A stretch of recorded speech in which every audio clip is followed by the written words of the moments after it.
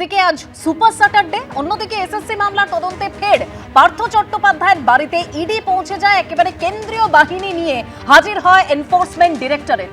প্রাক্তন শিক্ষামন্ত্রী পার্থ চট্টোপাধ্যায় তার নাকতলার বাড়িতে আজ ইডি পৌঁছে যায়।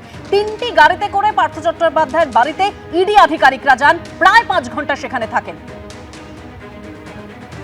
কেন্দ্রীয় বাহিনীকে সঙ্গে নিয়ে কিন্তু ইডি আধিকারিকরা তারা তল্লাশি করছেন পার্থ চট্টোপাধ্যায় নাকতলার এই বাড়িতে। তুমি জানো যে নাকতলার এই বাড়ি থেকেই 2022 সালের 23শে জুলাই পার্থ চট্টোপাধ্যায়কে দীর্ঘক্ষণ 24 ঘন্টা ধরে জিজ্ঞাসাবাদ করার পরবর্তীকালে 2022 সালে 23শে জুলাই পার্থ চট্টোপাধ্যায়কে নাকতলার এই বাড়ি থেকে গ্রেপ্তার করা হয়। এবং তার পাশাপাশি পার্থ চট্টোপাধ্যায়ের বান্ধবী অর্পিতা মুখোপাধ্যায় তার বাড়িতেও তল্লাশি, এবং সেই তল্লাশিতে কোটি কোটি টাকা উদ্ধারের ঘটনা সেটা ঘটে সেই নিয়োগ দুর্নীতিতে। এবং পার্থ চট্টোপাধ্যায়কে এর আগে গ্রেপ্তার করা হয়েছিল, সেটা হচ্ছে প্রাথমিক নিয়োগ দুর্নীতি মামলায়। এবং সেই প্রাথমিক নিয়োগ দুর্নীতি মামলায় পার্থ চট্টোপাধ্যায়ের গ্রেপ্তার, তার বান্ধবীকে গ্রেপ্তার, তাদের বান্ধবীর বাড়িতে কোটি কোটি টাকা উদ্ধারের ঘটনা সেটা কিন্তু ঘটেছিল। এবং এর পরবর্তীকালে এবারে এসএসসির যে নিয়োগ দুর্নীতি মামলা, সেই এসএসসি নিয়োগ দুর্নীতি মামলাতেও পার্থ চট্টোপাধ্যায়ের বিরুদ্ধে কিন্তু ইডির আধিকারিকরা বেশ কিছু তথ্য প্রমাণ তারা পান। এবং এই এসএসসি নিয়োগ দুর্নীতি মামলাতেই পার্থ চট্টোপাধ্যায় প্রাক্তন শিক্ষামন্ত্রী ছিলেন। পার্থ চট্টোপাধ্যায় তাকে কিন্তু তলব করা হয়েছিল, এবং সেই এসএসসি নিয়োগ দুর্নীতি মামলাতেই আজকে ইডির আধিকারিকরা পার্থ চট্টোপাধ্যায় নাকতলার যে বাড়িতে ইডির আধিকারিকরা এসে পৌঁছেছেন, গোটা বাড়ি কেন্দ্রীয় বাহিনী দিয়ে ঘিরে ফেলা হয়েছে। 2022 সালে 23শে জুলাই প্রাক্তন শিক্ষামন্ত্রী পার্থ চট্টোপাধ্যায় গ্রেপ্তার করা হয়েছিল, এবং তার পরবর্তীকালে তিনি দীর্ঘদিন জেলবন্দি থাকার পরে কয়েক মাস আগে তিনি কিন্তু একবারে জামিনে ছাড়া পান। জামিনে ছাড়া পাওয়ার পরবর্তীকালে কিন্তু পার্থ চট্টোপাধ্যায়কে আবারও কিন্তু তলব করা হয়েছিল, সেটা হচ্ছে এসএসসি নিয়োগ দুর্নীতি মামলায়। এবং পার্থ চট্টোপাধ্যায়কে তলব করা হয়, তার কাছ থেকে একাধিক জানতে চাওয়া হয়েছিল। আজকে ইডির অফিসিয়ালসরা তারা 3টি গাড়িতে করে, একেবারে নাকতলার ছবিটা দেখাবো, পরপর ইডির যে গাড়ি, সেই গাড়িগুলো বাইরে বর্তমানে দাঁড়িয়ে রয়েছে। পরপর 3টি গাড়িতে করে এবং বেশ কয়েকটি গাড়িতে করে কেন্দ্রীয় বাহিনীকে সঙ্গে নিয়ে তারা আজকে কিন্তু পার্থ চট্টোপাধ্যায়ের বাড়ির উদ্দেশ্যে আসেন। এবং আসার পর পার্থ চট্টোপাধ্যায়ের এই যে নাকতলার বাড়ি, যে বাড়িতে পার্থ চট্টোপাধ্যায় উপস্থিত রয়েছেন, এবং সেই বাড়িতেই কিন্তু কেন্দ্রীয় বাহিনীকে সঙ্গে নিয়ে একেবারে ইডির অফিসার্সরা তারা এসছেন। এবং বাড়ির সে সামনের দিকে নয়, একেবারে দীপ্তেন্দুকে দেখাতে পারো পিছন দিকের ছবিটা দেখতে পাচ্ছ, সেখানেও কিন্তু কেন্দ্রীয় বাহিনী গোটা বাড়ির যে চারপাশ, অর্থাৎ বাড়ির চারপাশ সম্পূর্ণভাবে ঘিরে ফেলেছেন। তারা ঘিরে ফেলেই সারিবদ্ধভাবে বাড়ির চারপাশে একবারে ঘিরে ফেলেই তল্লাশি অভিযান, সেই তল্লাশি অভিযান করা হচ্ছে। প্রাক্তন শিক্ষামন্ত্রী পার্থ চট্টোপাধ্যায়ের বিরুদ্ধে একের পর এক বিষয় কিন্তু প্রমাণ এর আগেও দেওয়া হয়েছিল আদালতে। এবং সেক্ষেত্রে বলা হয়েছিল পার্থ চট্টোপাধ্যায় সম্পর্কিত বিষয়, যে পার্থ চট্টোপাধ্যায় নিয়োগ দুর্নীতির মাস্টার মাইন্ড বলেছিল কেন্দ্রীয় এজেন্সি। এবং পরপর আমরা দেখেছিলাম পার্থ চট্টোপাধ্যায়ের বিরুদ্ধে একের পর এক বিস্ফোরক তথ্য এর আগে কিন্তু ইডি, সিবিআই তারা তুলে ধরেছিল। এবং আবারও পার্থ চট্টোপাধ্যায়ের বাড়িতে কিন্তু ইডির আধিকারিকরা পার্থ চট্টোপাধ্যায়ের বিরুদ্ধে এসএসসি নিয়োগ দুর্নীতি মামলার যে তদন্ত ইডি নেয়, সেই তদন্তে কিন্তু পার্থ চট্টোপাধ্যায় নাম উঠে আসে। এবং সেক্ষেত্রে তারা মনে করছে এই মানি লন্ডারিং, এসএসসি নিয়োগ দুর্নীতিতেও কিন্তু যে টাকা একেবারে চলে গেছে, দুর্নীতি হয়েছে, সেই টাকা একেবারে যে শুধুমাত্র যে লিকুইড মানি তা নয়, একেবারে সেক্ষেত্রে বিভিন্ন শেল কোম্পানি খুলে, ভুয়ো কোম্পানি খুলে সেই টাকা বিনিয়োগ করা হয়েছে। এক্ষেত্রে কিন্তু ইডি মনে করছে যে গোটার পিছনে যে আর্থিক যে তছরূপ, আর্থিক যে মানি লন্ডারিং, এইটা কিন্তু পিএমএলএ অ্যাক্টের মধ্যে পড়ে বলে তারা মনে করছেন। তদন্ত অনেকদিন ধরেই চলছে, মাথাকে ধরুক। পার্থ তো চুনোপুটি, সব খেয়েছে হাওয়াই ছুটি। পার্থ টাকা তুলে তো মুখ্যমন্ত্রীকে দিয়েছে, ওনাকে ধরছেন না কেন? কি ভয়, কেন ধরছেন না? অনেকবারই গেছে, ও যাতায়াত করতে করতে ওদের গা শোয়া হয়ে গেছে। যার দোকান কাটা তার কি লজ্জা আছে নাকি? 2022 সালের 23শে জুলাই পার্থ চট্টোপাধ্যায়কে গ্রেপ্তার করা হয়। তার বান্ধবী অর্পিতা মুখোপাধ্যায়ের বাড়ি থেকে 50 কোটি টাকা নগদ এবং সোনার গয়না উদ্ধার করা হয়েছিল। আর এই কিছু মাস আগে, গত বছরের নভেম্বরে পার্থ চট্টোপাধ্যায় জামিনে মুক্ত হন। আবার তার বাড়িতে ইডি পৌঁছে যাচ্ছে। আর শুভেন্দু অধিকারী তিনি কি বলছেন, যে মাথাকে ধরুন, পার্থ চট্টোপাধ্যায় তো চুনোপুটি। এখান থেকেই তো দীপঙ্করদার প্রশ্নটা ওঠে, এই যে সমস্ত রকম দুর্নীতির তদন্ত, সেই তদন্ত তো কেন্দ্রীয় এজেন্সি করছে, কিন্তু কোথাও গিয়ে সেই মাথা পর্যন্ত এখনো পৌঁছানো যাচ্ছে না কেন? আর এখানেই তৃণমূলের অভিযোগ সবটাই আপনাদের প্রতিহিংসার কোনো বিষয় নয়। কারণ আপনারা জানেন যে আগে যে পার্থ চট্টোপাধ্যায় সাজা হয়েছে, তার মূল বিষয় ছিল হচ্ছে গিয়ে সেটা প্রাইমারি ক্ষেত্রে নিয়োগের দুর্নীতি। আজ যে তদন্তের জন্য গেছে আপনাদের খবর এবং সেই খবরের মধ্যে আমরা জানতে পাচ্ছি সেটা হচ্ছে এসএসসির তদন্তের ক্ষেত্রে। দেখুন, এসএসসির তদন্ত 11-12 যে নিয়োগ প্রক্রিয়া, সেই 11-12 নিয়োগ প্রক্রিয়ার ক্ষেত্রে প্রতিটা বিষয়ে সেটা দুর্নীতি হয়েছে বলে মুখ্যমন্ত্রী তিনি সুপার নিউমরিক পোস্ট তৈরি করার জন্য মন্ত্রিসভার বৈঠক বসিয়েছিলেন এবং সেই মন্ত্রিসভার বৈঠকের সভাপতিত্ব মুখ্যমন্ত্রী নিজেই করেছিলেন। সুতরাং তিনি জানেন যে ওই দুর্নীতির মাধ্যমে চাকরি টেন্ডার ডেকে বিক্রি করেছে। তৃণমূলের সিপিএমের আমলে যেখানে চিরকুট দিয়ে চাকরি হতো, সেখানে তৃণমূলের আমলে টেন্ডার দিয়ে চাকরি বিক্রি হয়েছে এবং সেই চাকরি বিকৃত হওয়ার জন্য সেই যারা যে কথাগুলো বলছেন, আমি বলছি ইডিও বলেছিল যে পার্থ চট্টোপাধ্যায় এই দুর্নীতির মাস্টারমাইন্ড, কিন্তু প্রায় তো 4 বছর জেলে ছিলেন পার্থ চট্টোপাধ্যায়। শুনুন, কোথায় কোনো কিছুই তো তদন্ত সামনে আসে না। প্রাইমারি কেসের জন্য জেলে ছিলেন কি যে এসএসসির ক্ষেত্রে নয়, দুটোকে ঘুলিয়ে দিচ্ছেন আপনারা। দুটোকে ঘুলিয়ে দেওয়ার চেষ্টা করলে হবে না। এসএসসির ক্ষেত্রে তদন্ত শুরু হয়েছে, যারা আগে গ্রেপ্তার হয়েছে তার সাথে তার মানি লন্ডারিং যে বিষয়গুলো, টাকাগুলো এসছে, টাকাগুলো শুধু টাকাগুলো নয়, সেই টাকাগুলো বেনামি কোম্পানির ক্ষেত্রে করে তাকে সেই টাকা খাটানো হয়েছে। এগুলোর ক্ষেত্রেই তদন্তের জন্য আজকে ইডি গেছে এবং নিশ্চয়ই আমাদের বক্তব্য যে পার্থ হাওয়াই একদম পার্থ চুনোপুটি হাওয়াই চুটিকে ধরা দরকার। আমরা ভারতীয় জনতা পার্টি মনে করি ইডিকে দ্রুত ব্যবস্থা গ্রহণ করা উচিত। আপনি যে বক্তব্যটা এতক্ষণ ধরে রাখলেন, এই প্রশ্নটা আমার আপনার দিকে অবশ্যই রয়েছে যে এই সব তথ্য কি আপনাকে শুভেন্দু অধিকারী বলে দিয়েছেন?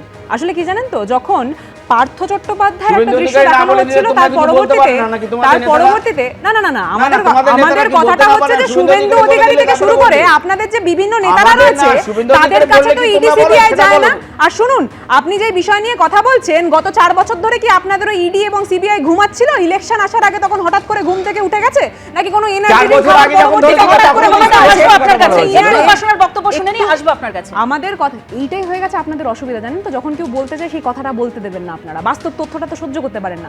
আমাদের কথাটা হচ্ছে গত 4 বছর ধরে আপনাদের ইডি এবং সিবিআই কি ঘুমাচ্ছিল? তার পরবর্তীতে হঠাৎ করে যখন ইলেকশন আসে তখন আপনাদের মনে পড়ে যে ইডি সিবিআই এবং যা যা আপনাদের এখন তো ইলেকশন কমিশনও প্রত্যেকটা ক্ষেত্রে তাদেরকে সামনে পেশ করে তার পরবর্তীতে মানুষজনদেরকে টুপি পরাবেন এবং প্রত্যেকটা ক্ষেত্রে আমরা দেখেছি এই দৃশ্য কিন্তু নতুন কিছু নয়, বরাবরই আমরা দেখে এসেছি যে কিভাবে ইডি সিবিআই এবং তাদেরকে ব্যবহার করা হয়েছে। কিন্তু আজকে সেই ইডি এবং সিবিআই এর কাছে আমাদের একটা প্রশ্ন রয়েছে। সত্যি তো যেই কথাগুলো আপনারা বলেন এনারা নাকি এই নিয়ে অভিযুক্ত, তারা নাকি তাই নিয়ে অভিযুক্ত, তাহলে সেই গোটা বিষয়টা এতগুলো কেস তাদের হাতে রয়েছে, কেন তারা ঠিকমতো তদন্ত করতে পারছে না?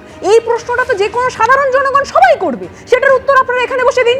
সেটার উত্তরের ব্যাপারে আপনারা মৌনব্রত পালন করেন, কারণ আমি এটাকে একটা পলিটিক্যাল ট্যাকটিক হিসেবে আমি একটা কথা ব্যবহার আপনাকে জিজ্ঞেস করছি। দাদা, আপনি অধ্যাপক তো? আপনি পড়ান তো খুব সম্ভবত? কোন সাল থেকে অধ্যাপনা করছেন কলেজে? 2000 সাল থেকে। ভাই তুমি বলো না, তোমারটা বলো, আমারটা জানতে তুমি ঠিক পাওনি আছে। কেন সেটা বলো। আচ্ছা, এক সেকেন্ড। তোমার বলে নিতে পারছেন। বোঝা গেল বামফ্রন্টের আমলে উনি শিক্ষকতার চাকরি পেয়েছেন। এবার আমারও মনে হচ্ছে কিছু চাকরি বোধহয় বামফ্রন্টের আমলে চিরকুটেই হয়ে থাকবে। যাকে আমি এবার যেটাকে যখন কথা হচ্ছে, দেখুন আমি একটা জিনিস আমি জানি না, আমার তো ইডিতে চাকরি করার মতো মেধা নেই, নিশ্চয়ই ওনাদের কাছে এর কোনো ব্যাখ্যা থাকবে। কিন্তু 2022 সাল থেকে যে লোকটা জেলে বসে আছে আজকে 2026 সাল পর্যন্ত, সেই লোকটা কোন এমন প্রমাণ, সে এসএসসির মামলায় হোক কি গরু পাচারের মামলায় হোক, যে মামলাতেই হয়ে থাক না কেন, কোন এমন প্রমাণ নিজের বাড়িতে সে সাজিয়ে রেখে দিয়েছিল যেটা আজকে 4 বছর পরে গিয়ে ওখান থেকে ইডি বাজেয়াপ্ত করবে? কোন এমন প্রমাণ ছিল যেটা এর আগে যখন ইডি ওখানে রেড করেছিল তখন হাতে পেয়েছিল, কিন্তু পেয়ে বললো না না এটা আমি তো টেটের জন্য রেড করতে এসেছি, এটা তো এসএসসির প্রমাণ, এটা আবার 4 বছর পরে আসবে, এখন এখানে রেখে দিই বলে বাড়ি চলে গেল। 4 বছর পরে আবার ওটাকে আনতে গেছে। নিশ্চয়ই এর পেছনে নিশ্চয়ই কোনো একটা মানে কি বলবো, একটা কল্পবিজ্ঞানের কিছু একটা ব্যাখ্যা থাকবে, কিন্তু আমার খাটো বুদ্ধিতে এই ব্যাখ্যাটা মাথায় ঢুকছে না। দ্বিতীয় কথা হচ্ছে, আমি একটা কথা বলি এখানে, দেখুন যখন পার্থ চট্টোপাধ্যায় কেন কি তার আগেও যারা কুন্তল শান্তনু থেকে শুরু করে যারা বেল পেয়েছে, যখন সারদার মামলায় এই সুদীপ বন্দ্যোপাধ্যায় থেকে শুরু করে সবাই, কুণাল ঘোষ সবাই বেল পেত, প্রত্যেকবার তো বিজেপির পক্ষ থেকে এই কথাটাই বলা হতো যে ঠিক আছে এটা তো ফাইনাল মানে অ্যাকুইটাল নয়, এরা কেউ ছাড় পেয়ে যাচ্ছে না, বেল হয়েছে, এটা একটা লিগাল প্রসেস, কিন্তু ঠিক এরা একদিন শাস্তি পাবে। 5 বছরের একটা বাচ্চাও মনে করেন আজকে কেউ সারদার মামলায় আর কেউ শাস্তি পাবে? আমি বলছি নারদার মামলা, এরা বলে প্রমাণ লোপাট হয়ে গেছে, যে নারদার ভিডিওর কোন প্রমাণটা লোপাট হয়েছে? একমাত্র বিজেপির ইউটিউব চ্যানেল ছাড়া আর তো কোনো জায়গা থেকে নারদার ভিডিও লোপাট হয়নি। নারদার ভিডিওর প্রমাণ লোপাট না হওয়া সত্ত্বেও বলুন তো সুলতান নামে সুব্রত মুখার্জিরা যে মারাই গেল, তারা এখন আইন শাস্তি ধরাছোঁয়ার উর্ধ্বে চলে গেছে। কোন শাস্তিটা হবে নারদায়, কোন শাস্তিটা হবে সারদায়? আজকে সুদীপ্ত সেন পর্যন্ত, সে আজকে মোদি যখন দাঁড়িয়ে হলদিয়ায় ভাষণ দিচ্ছেন যে আমরা তৃণমূলের চোরেদেরকে শাস্তি দেবো, সেই সময় সুদীপ্ত সেন জেলে ব্যাগ গোছাচ্ছে। মোদির ভাষণ শেষ হলো, সুদীপ্ত সেন জেলারকে বললো নিন দরজাটা খুলে দিন, মোদি ভালো ভাষণ দিয়েছে, এবার আমি বাড়ি যাবো। জেলের দরজা খুলে গেল, সুদীপ্ত সেন বাড়ি চলে গেল। সুতরাং দেখুন, আমি একটা পরিষ্কার কথা বলছি, আমার কথাটাকে এইটা বলেই শেষ করছি। এত কিছুর পরও যে মানুষ মনে করবেন যে বিজেপিকে আমি এই কারণে ভোট দেবো কারণ কেননা বিজেপি সাম্প্রদায়িক, বিজেপি মুসলমানদেরকে খুব জব্দ করবে।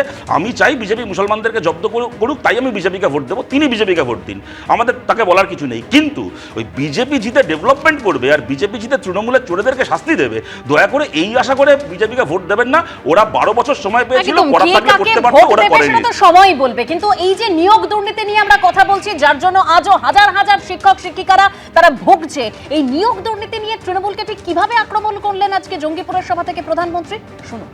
साथियों, बंगाल का युवा रोजगार की तलाश में उधर उधर भटकता है और टीएमसी नेताओं के ठिकानों से करोड़ों रुपए बरामद होते हैं। आप एसएससी भर्ती घोटाले को याद करिए, बंगाल के लाखों युवाओं को इस निर्मम सरकार ने ठगा और जब जांच हुई तो बंगाल के शिक्षा मंत्री के करीबी के घर से करोड़ों रुपए कैश बरामद हुए। 2023 में स्कूल रिक्रूटमेंट घोटाले में सीबीआई ने रेड डाली थी, उसमें भी टीएमसी के एक विधायक के घर से लाखों रुपए कैश मिला था। पौजी स्कीम के भ्रष्टाचार में भी टीएमसी नेता के यहां से लाखों रुपए बरामद हुए। भाइयों बहनों, बंगाल में बीजेपी सरकार आएगी, बंगाल में बीजेपी सरकार आएगी और ये कट, कमीशन, करप्शन, इन सब पर ताले लगने वाले। মানে মহানন্দাদি, প্রধানমন্ত্রী থেকে শুরু করে স্বরাষ্ট্রমন্ত্রী তারা একটাই কথা বলছেন যে এই যে দুর্নীতি, সেই দুর্নীতির সমস্ত পুরনো ফাইল খোলা হবে, বেছে বেছে প্রত্যেককে শাস্তি দেওয়া হবে। তাহলে কি এই যে দুর্নীতির কথা বারবার আমরা দেখি, দুর্নীতির বিষয়ে 26,000 চাকরি চলে গেল, তাহলে কি সেই মাথা পর্যন্ত পৌঁছানো সম্ভব হবে, কি মনে হয়? যতবার ইডি সিবিআই তল্লাশিগুলো করে না, বাংলার মানুষ অত্যন্ত আগ্রহের সঙ্গে টিভি দেখে, খবর শোনে, তারপর দেখা যায় কিচ্ছু কোনো রেজাল্ট নেই। রবীন্দ্রনাথের নোবেলও এখনো উদ্ধার হয়নি। আর 13 বছরে কাগজে পড়লাম যে নারদার মামলা নাকি এখনো শুরুই হয়নি। একটা কথা বলবো, রবীন্দ্রনাথের কথা যে আমি যে দেখিনু তরুণ বালক উন্মাদ হয়ে ছুটে, কি যন্ত্রণায় মরেছে পাথরে নিষ্ফল মাথা কুটে। কত যন্ত্রণা, কত চোখের জল, কত জ্বালা এই 26,000 শিক্ষকের, এবং তারা চাকরিহারা, এবং এর জন্য আন্দোলন করে কয়েকজন শিক্ষক মারা গেছেন। তাদের কি হবে জানি না, উত্তর নেই। কত লাঠির আঘাত তারা খেয়েছে, কেন, তাদের অপরাধটা কি? এবং এই একজন মানুষ যে শিক্ষাটাকে এইভাবে পণ্য করে বাজারে বিক্রি করেছে, এর দৃষ্টান্তমূলক শাস্তি হওয়া উচিত। প্রয়োজনে আইন পরিবর্তন করে দুর্নীতির জন্য শাস্তি চালু করা উচিত। এত কিছু হচ্ছে, এটা কেন হচ্ছে না? সমস্ত ক্ষেত্রে এত দুর্নীতি। শিক্ষা হচ্ছে জাতির স্তম্ভ, বুনিয়াদ। একটা যদি মানে আনকোয়ালিফাইড শিক্ষক পড়াতে যায়, সে একটা প্রজন্মকে শেষ করে দেয়। এত বড় অপরাধ করার পরে তিনি প্রেসে বলছেন দুর্নীতি কোনো ইস্যু নয়, কি করে এই কথাগুলো বলতে পারেন? এবং শুধু তাই না, তিনি যে পার্টিতে বিলং করতেন, তিনি সেই পার্টিকে কালিমা লিপ্ত করেছেন, তাকে সাসপেন্ড করা হয়েছে। কিন্তু এবং এই ধরনের দুর্নীতি যাতে না হয় সেই ব্যবস্থা কি নেওয়া হচ্ছে, আমার এটা প্রশ্ন থাকবে। আর ইডি সিবিআই তো সবসময় তল্লাশি করছে, কিন্তু আমরা তল্লাশি দেখে কি করব? আমরা রেজাল্ট চাই। কেন আসল যে অপরাধী, যারা এই অপরাধ করেছে, তাদের দৃষ্টান্তমূলক শাস্তি হচ্ছে না? জামিনে ছাড়া পেয়ে যাচ্ছে, তারপর কি তারা আর যাচ্ছে জেলে গিয়ে তারা কি শাস্তি ভোগ করছে, তা তো আমরা দেখতে পাচ্ছি না। আর এতগুলো শিক্ষক যাদের স্কুলে থাকার কথা ছিল, তারা দিশাহারা। এবং আরেকটা কথা বলবো, ভবিষ্যৎ প্রজন্ম তারা দিশাহীন হয়ে যাচ্ছে। আমরা যে সমস্ত স্টুডেন্টদের পড়াই, তারা দিশাহীন। কেন? কারণ এই যে সরকারি চাকরি, সাধারণ মেধার ছেলেমেয়েরা, তাদের একটা ভরসা ছিল যে একটা স্কুলের চাকরি আমি পাবো, পড়াশোনাটা করতো। এখন তারা বলে কোথায় চাকরি, কোথায় যে আমাদের চাকরি হবে, একটা পরীক্ষা দেবো, তারপর সেটা মামলা হয়ে যাবে। আদৌ চাকরি কি হবে আমাদের? এই উত্তর আমাদের দিতে এখনো হচ্ছে। সেই প্রশ্নের উত্তর হয়তো এই 26,000 চাকরি যারা হারিয়েছেন, মানে শিক্ষক শিক্ষিকারা, তারা এখনো সেই উত্তর খুঁজে বেড়াচ্ছেন। আমি উপাসনার কাছে যাব। উপাসনা, তোমরা বারবার বলো যে প্রতিহিংসা, কিন্তু এটা প্রতিহিংসা কোথায়? দুর্নীতি হয়েছিল তো প্রমাণিত, খোদ সর্বোচ্চ আদালত বলেছে যে একেবারে বিজেপি একদম মানে নিজে স্বীকার করেছেন দুর্নীতি হয়েছে। আমি উপাসনার কাছে প্রশ্ন করতে চাই, মুখ্যমন্ত্রী যখন সুপার নিউমেরিক পোস্ট সৃষ্টি করেছিল, যে দুর্নীতি হয়েছে বলে তিনি স্বীকার করেছেন চাকরি বিক্রি হয়েছে, তাহলে সেটা কি তৃণমূল অস্বীকার করে? মুখ্যমন্ত্রীকে অস্বীকার করে কি? বেশ, আমি উপাসনার কাছে যে প্রশ্নটা রাখতে চাইছিলাম যে এই যে দুর্নীতির কথা খোদ স্বীকার করেছেন আর খোদ বলেছেন সর্বোচ্চ আদালত যে প্রাতিষ্ঠানিক দুর্নীতির কারণে চাল কাকড় আলাদা করা যায়নি, এসএসসিও স্বীকার করে নিয়েছে, সর্বোচ্চ আদালত এই কথাটা বলেছিল, আমরা শুনেছিলাম। তাহলে দুর্নীতিটা যে হয়েছে সেই দুর্নীতিটা শুরুতে আটকানো যায়নি? জানতো না কেউ জানতো না, সেটা কি কখনো হতে পারে? দেখুন কি জানেন তো, কিছু লোকজন রয়েছে যারা আজকে তৃণমূল কংগ্রেস থেকে তার পরবর্তীতে বিজেপির পতাকা ধরেছে, যার নেতৃত্বে তার পরবর্তীতে এখানে যিনি বিজেপির প্রতিনিধি রয়েছেন উনি এসে এত কথা বলছেন। কিন্তু কি জানেন তো, আজকে বলতে তার মানে কি চুরি ঢেকে গেল? বলতে কি তার মানে কি উপাসনা চুরি ঢেকে গেল? তুমি স্বীকার করো কি করো? আরে ওটাই তো বলছি, আমি তো বলছি যে শুভেন্দু অধিকারী যে এত বড় চুরি করেছে তার পরবর্তীতে শুভেন্দু অধিকারী কেন কোনো শাস্তি পাচ্ছে না সেই জিনিসটা প্রথম কথা। এইটার উত্তর আপনারা মুখ্যমন্ত্রী আমরা যে জিনিসটা বলতে চাইছি কেন চুরি করে বলেছিল যে চুরি হয়েছে? উত্তরটা পেলাম না। এসএসসির সঙ্গে তুমি 26,000 যে চাকরি চলে গেল, ওই শিক্ষক শিক্ষিকারা তারা আজও তো জানেন না কেন তাদের চাকরিটা চলে গেল। তার সঙ্গে শুভেন্দু অধিকারী সেই যে দুর্নীতির কথা বলছো, এটা তো গুলিয়ে ফেলা যায় না। না, যেহেতু দুর্নীতির কথাটা উঠলো, আমরা প্রত্যেকটা ক্ষেত্রে একটা কথাই বলেছি যে তৃণমূল কংগ্রেসের পক্ষ থেকে যখন যার বিরুদ্ধে এরকম কোনো দুর্নীতির কথা উঠেছে তার বিরুদ্ধে কিন্তু তৃণমূল কংগ্রেস স্টেপ নিয়েছে এবং সেটা কিন্তু প্রমাণিত। আজকে যখন এখানে বিজেপির প্রতিনিধি বসে এত বক্তব্য রাখছে, উনি জাননি যে কাজটা করছেন, অর্থাৎ ওনার যিনি নেতা ওনার উপরে কিন্তু একটা বড় দুর্নীতির একটা বিশেষ অভিযোগ রয়েছে। সেই ব্যাপারে আমরা কিন্তু দেখতে পারি না যে ওনার বাড়িতে ইডি বা সিবিআই কেউ গেছে। কিন্তু কি জানেন তো, আজকে যে বিভিন্ন সংস্থাকে তারা ব্যবহার করছে, না আমার কথাটা হচ্ছে আজকে যে বিভিন্ন সংস্থাকে তারা নিজেদের জন্য ব্যবহার করছে এবং তার পরবর্তীতে মনে করছে যে প্রত্যেকটা ব্যক্তির মাথায় টুপি পরিয়ে তারা বাংলার ভোটটা এফেক্ট করবে। এটা খুব উপাসনা যে কথাটা বললেন, আমরা সত্যি কথা দেখতে পাচ্ছি না যে ইডি সিবিআই শুভেন্দু অধিকারী বাড়িতে যাচ্ছে। আমরা তো কোনোদিন এটাও দেখিনি যে পশ্চিমবঙ্গ পুলিশ শুভেন্দু অধিকারী বাড়িতে গেছে যখন শুভেন্দু অধিকারী চুরিগুলো করতো। বরং শুভেন্দু চুরি করেছে এই কথাটা বলার জন্য আমাদেরকে জেল খাটতে হয়েছে, মার খেতে হয়েছে, মেদিনীপুরে রক্তাক্ত হতে হয়েছে।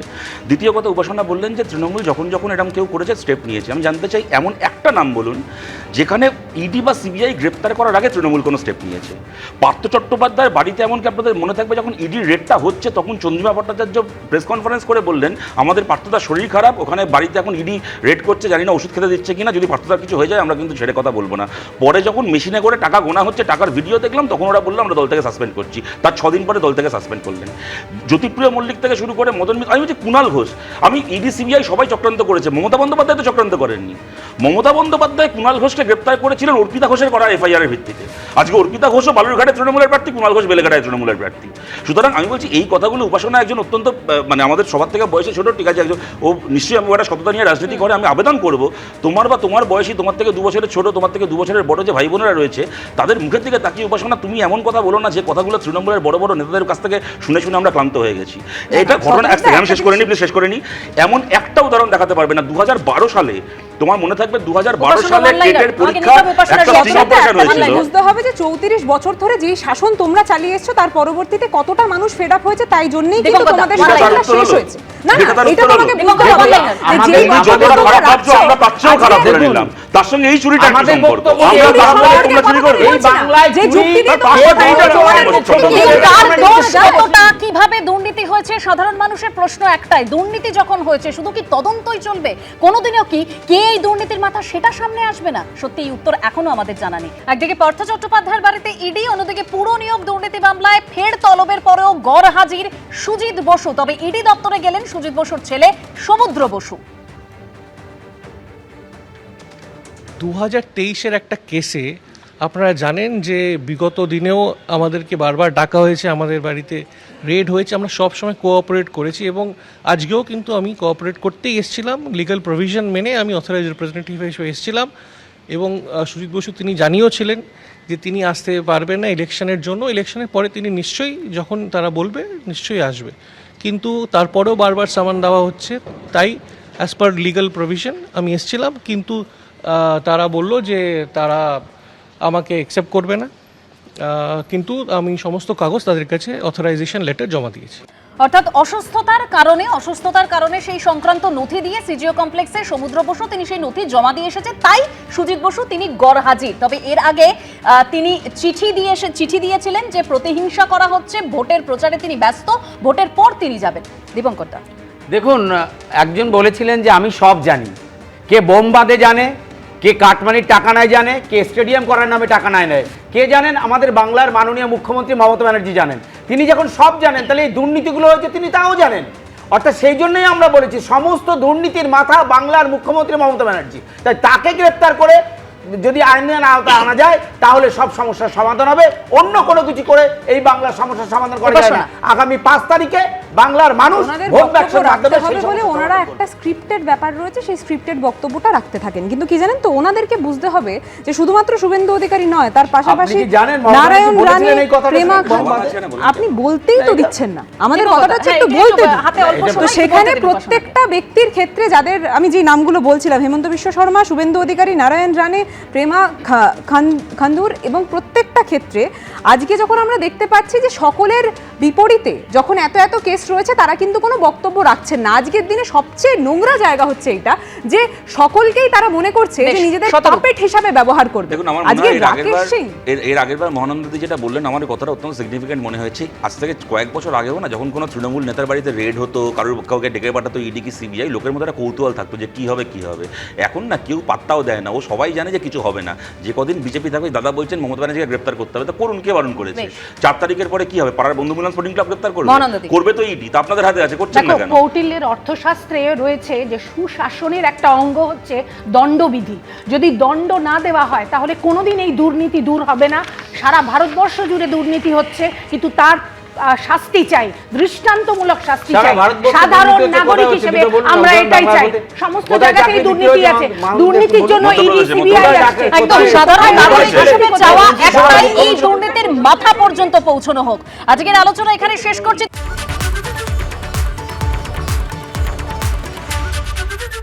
এবিপি আনন্দ, এগিয়ে থাকে, এগিয়ে রাখে।